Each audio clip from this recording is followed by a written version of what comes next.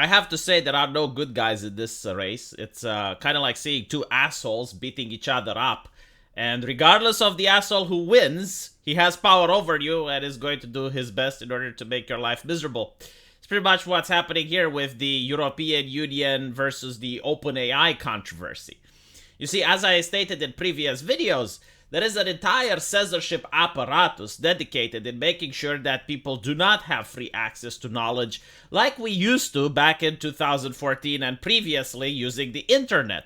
Now everything is censored, curated, making absolutely sure that you only get some of the information that's available.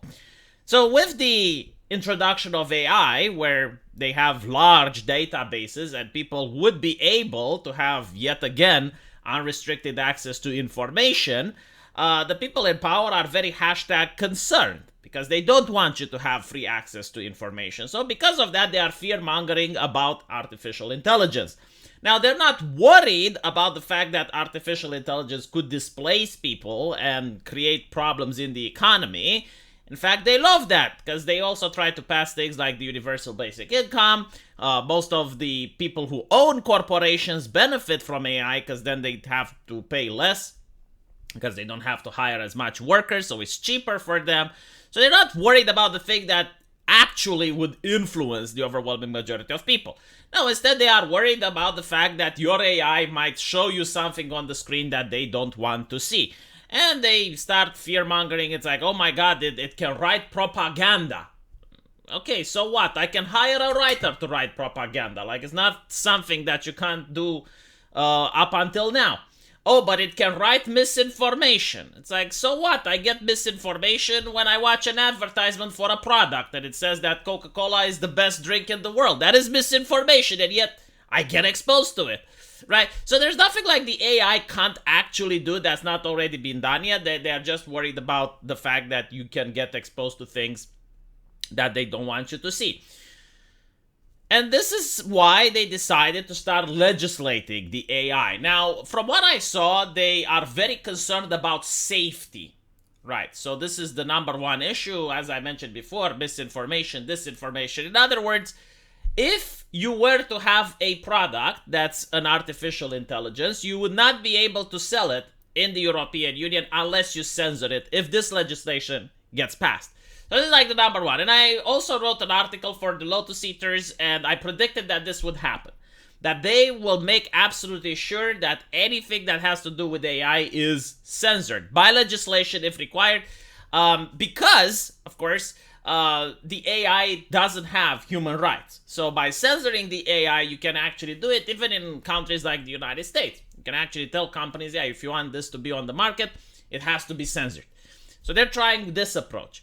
The other approach that they're worried about is privacy. You see, the problem with OpenAI and many other AIs like it is the fact that even though people are aware that everything you write can actually be seen by the company, people write it anyway.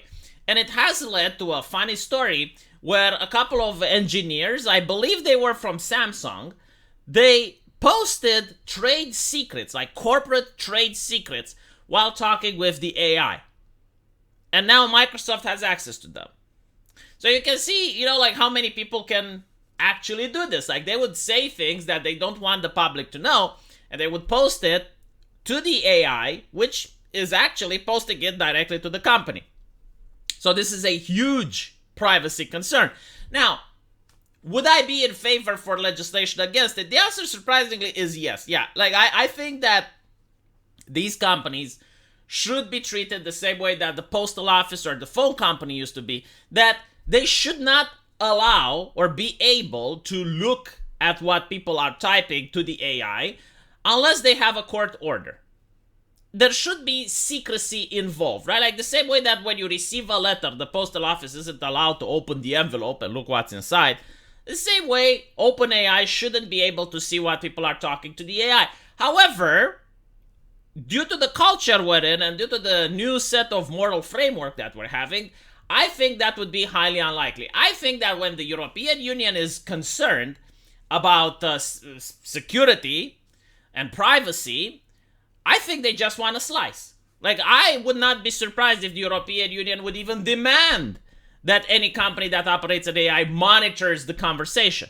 Now, surely when it comes to millions, or in this case, potentially hundreds of millions of people using the product, they're not going to read every single chat.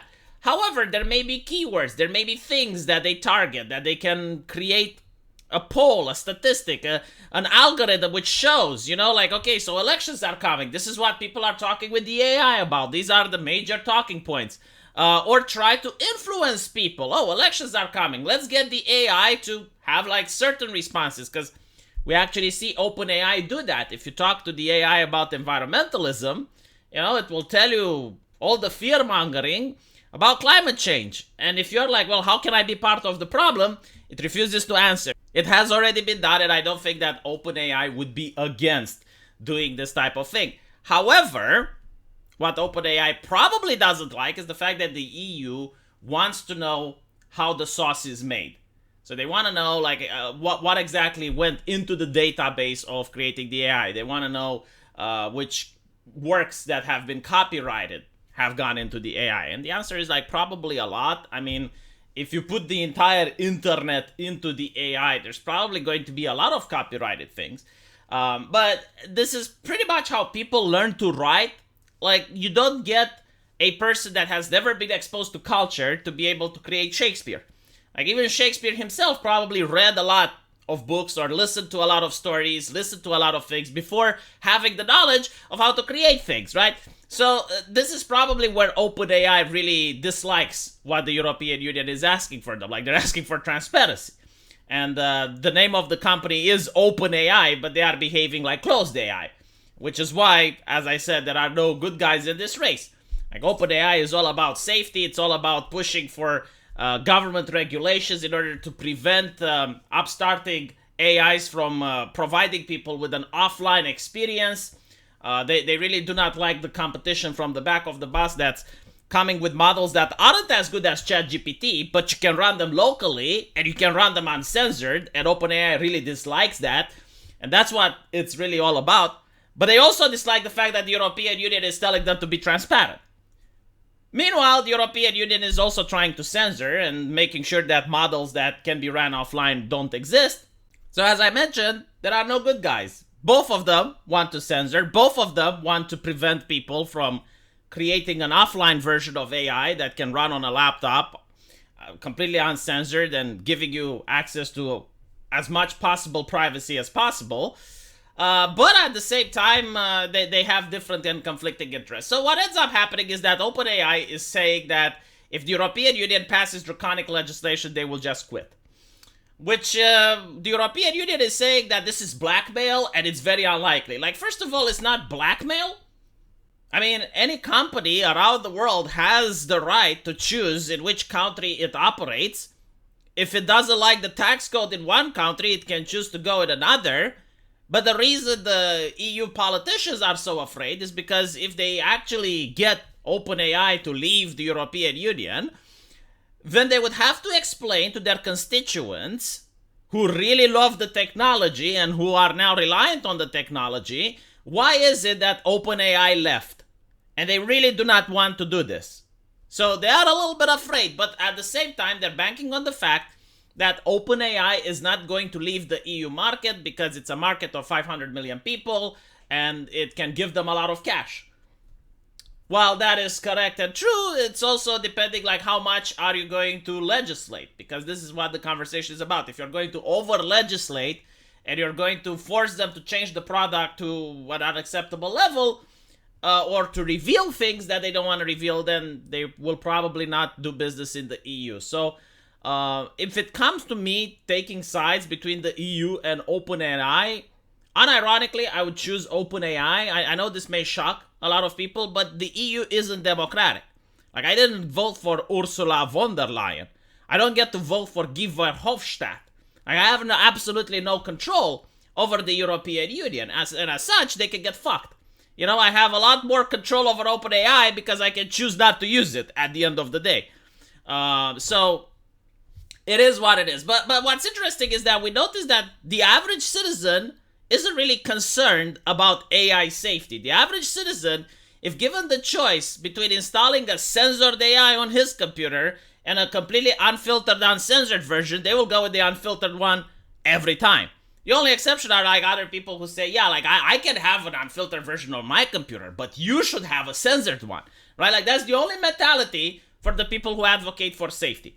I would like to point out that before 2014, the internet was unmoderated, uncensored, free to use. You could find like all of the obscene, disgusting, disturbing stuff on the internet, and yet the world didn't end, right? So the crime rates, I don't know, I think they were actually less before 2014. So I do not know where this harm is coming from. But what I do think is that the elites just don't want people to have access to more information. I think this is what the conversation really is about. And of course that they want to have more access into the lives of private citizens. They want you to have less privacy. Hopefully I'm wrong, and we'll see how this ends up. Apparently the current legislation, according to the OpenAI CEO, from his information, is that it's not going to pass. But there is definitely a push to force countries to legislate. And at the same time, there is also this fear-mongering going on about AI safety. I'll see you guys in the comment section, and let me know what you think. Take care.